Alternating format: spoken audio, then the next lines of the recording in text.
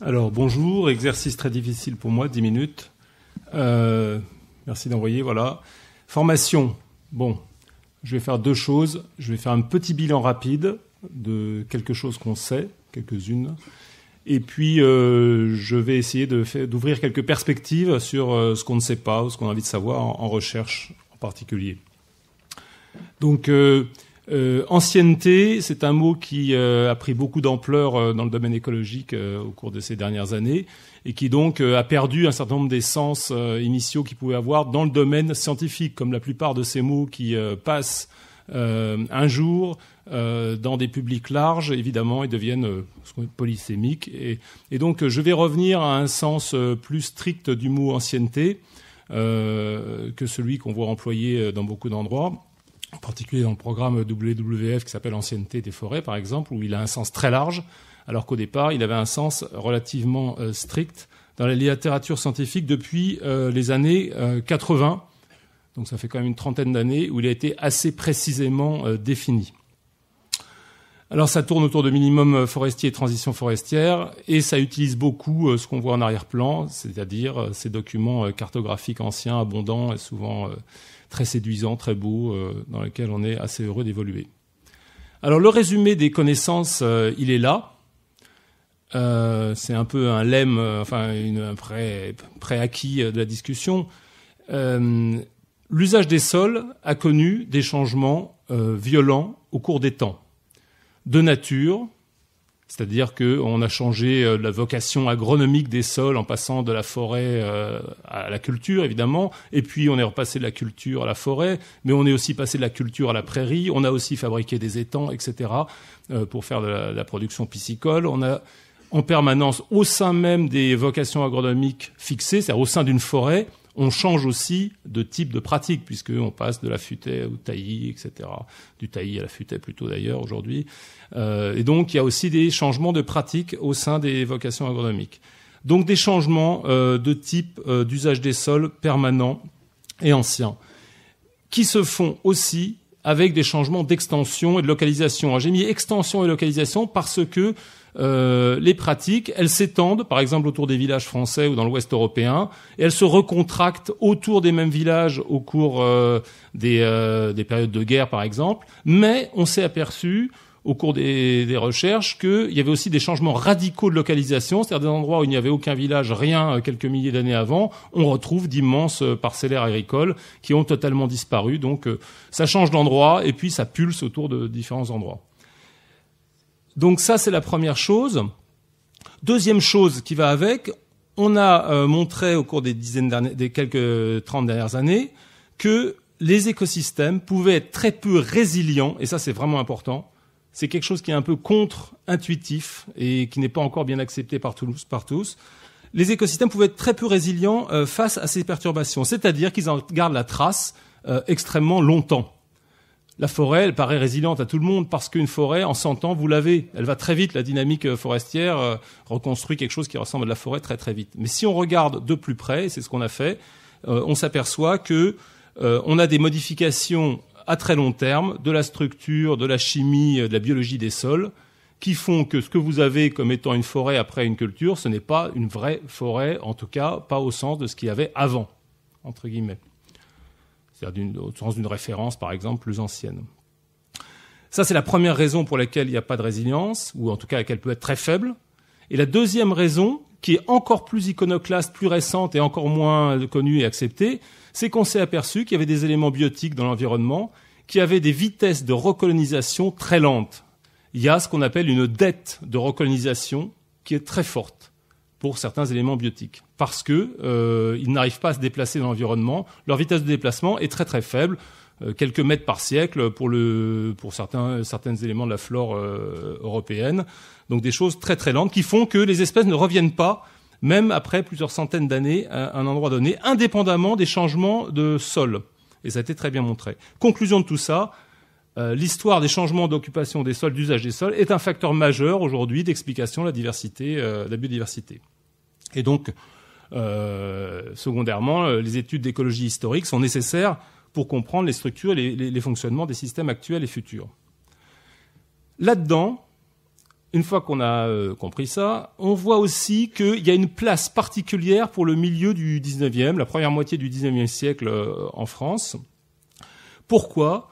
Parce que c'est le moment où se place une transition entre une très longue phase de défrichement qu'on a vue avant, avec des pulsations qui sont plus ou moins bien connues, on reviendra peut-être là-dessus, et une nouvelle phase très différente qui est de recolonisation continue, forte et là aussi violente de notre environnement, qui continue d'ailleurs aujourd'hui à des vitesses mal connues. Ce serait intéressant à discuter. On est quelque part entre 50 000 et 150 000 hectares de plus par an. Les derniers chiffres de l'IFN sont au-dessus de 100 000 hectares de recolonisation sur l'année dernière. Alors, c'est quelque chose, cette transition, qui est observée dans tous les pays industrialisés quasiment, et qui a des déterminants qui sont communs à tous les pays qui sont connus, qui sont l'industrialisation, donc l'exode rural qui va avec, le changement des sources d'énergie, c'est-à-dire la baisse de la pression sur le bois énergie, la progression des rendements et des intrants en culture qui ont permis de baisser violemment les surfaces nécessaires pour nourrir un certain nombre de gens, qui font que on a cette transition. Donc il y a eu le concept de transition forestière qui a été élaboré dans les années 70 par les géographes. Bon, le mot est pas, c'est une traduction de l'anglais, c'est pas terrible, mais bon, c'est comme ça, hein, ça existe depuis les années 70, on ne va pas le changer, qui est lié à un minimum forestier dont on ne sait pas très bien s'il est absolu. C'est-à-dire, est-ce que c'est vraiment le minimum de toute l'histoire depuis l'installation des forêts dans l'Holocène, ou est-ce qu'il y a eu des minimums qui pourraient être plus violents encore à l'époque âge du fer, gallo-romain? C'est quelque chose qui est encore débattu, mais en tout cas, on a un minimum sur les quelques 2000 dernières années ou 1500 dernières années qui est très bien localisé. Ça concerne de très grandes surfaces en Europe, et étant donné la faim de terre qui existait en Europe depuis l'époque gallo-romaine jusqu'au Moyen-Âge et jusqu'à la révolution industrielle, en fait, beaucoup de cette recolonisation s'est faite sur d'anciennes terres de labour. Et ça, c'est le changement le plus violent. Une forêt qui s'installe sur des labours, c'est celle qui va avoir le plus de traces à long terme. Donc, bilan des courses, on a un impact écologique très significatif de ce minimum forestier et de cette transition forestière sur les écosystèmes actuels. Juste un petit exemple. Voilà ici, brut de brut, l'analyse factorielle des correspondances de tous les relevés des plateaux calcaires de Lorraine en forêt, faite par l'inventaire forestier national. On a un plan des axes 1 et 2. L'axe 1 est lié à l'épaisseur des limons sur ces plateaux calcaires, c'est très connu. Et une chose qu'on n'avait pas dans les données, mais qu'on a maintenant, c'est la carte qui permet de savoir si ces forêts sont anciennes ou récentes. Et vous voyez que le deuxième axe, qui vient juste derrière, et ça c'est quelque chose qu'on retrouve dans quasiment toutes les régions de France, le deuxième axe est un axe de dynamique longue lié à l'ancienneté de l'état boisé, et on a des différences de flore très nettes, même pour des peuplements qui peuvent être aujourd'hui très âgés. Après ce petit bilan rapide, quelques perspectives de recherche puisqu'on est quand même dans une session un peu sur la connaissance, et il y a bien plus d'inconnus là-dedans que de connaissances. Oui. Tout cela a l'air bien ficelé, etc. Mais évidemment, il ne faut pas prendre ça pour de l'acquis et du facile. On a beaucoup de choses qui restent à faire. Donc, 10 questions.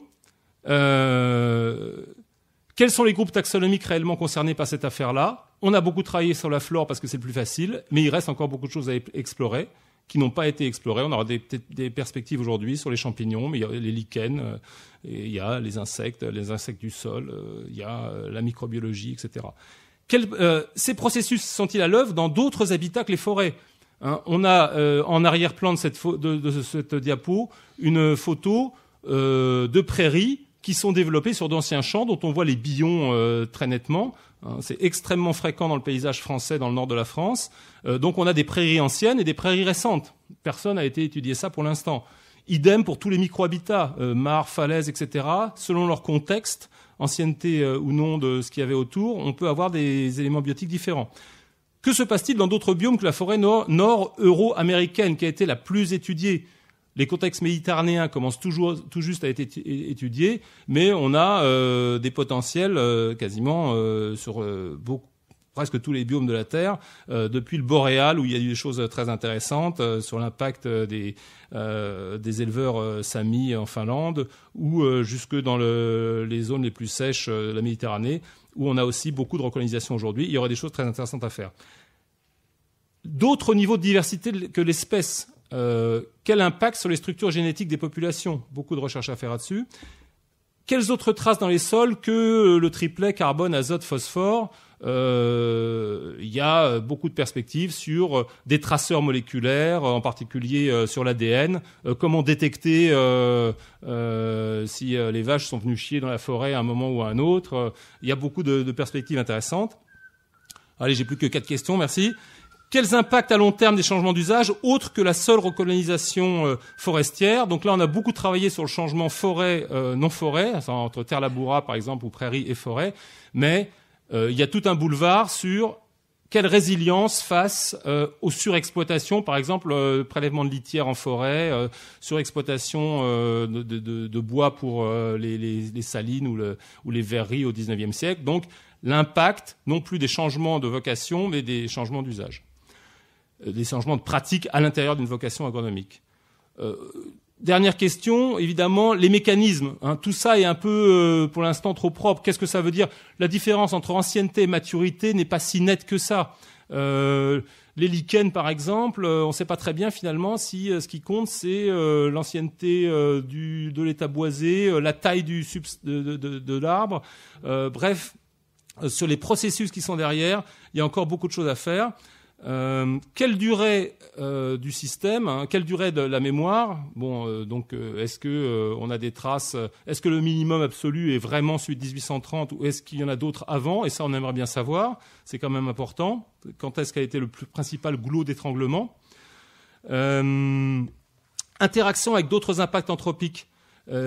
Si les espèces sont pas capables de se déplacer pour recoloniser un ancien champ, elles vont avoir des problèmes pour le changement climatique. Et aujourd'hui, on a une paille dans l'œil, on regarde que les arbres dans le cadre du changement climatique, il y a très peu d'études sur les herbacées, alors que visiblement, les herbacées liées à l'ancienneté de l'état boisé, par exemple, sont bien plus à risque que n'importe quel arbre dans le cadre des déplacements qui vont être nécessaires pour le changement climatique. Interaction avec l'écologie du paysage, les structures spatiales d'aujourd'hui, je crois l'avoir montré, sont un reflet complet d'un temps. Et si on ne prend pas en compte ce temps, l'analyse d'une structure paysagère aujourd'hui est évidemment faussée. Donc là aussi, il y a un boulevard.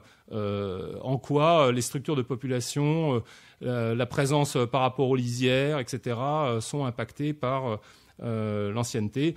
Juste un exemple, on a montré récemment que ce qu'on appelait cœur et périphérie de forêt, qui est un concept classique d'écologie du paysage, est fortement impacté par l'histoire, c'est-à-dire que les forêts récentes étant toutes en périphérie de massif, ou en tout cas en moyenne beaucoup plus souvent en périphérie de massif que les forêts anciennes, en fait, on a une confusion de facteurs entre l'effet périphérie, qui est lié par exemple aux apports de polluants, etc., aux apports de diaspore, et l'effet ancienneté. Voilà, en arrière-plan, j'ai mis un lidar de gallo-romain, un lidar de la forêt de Haye, qui montre un parcellaire gallo-romain, donc l'existence potentielle d'autres minima anciens qui restent à étudier. J'ai fini, merci.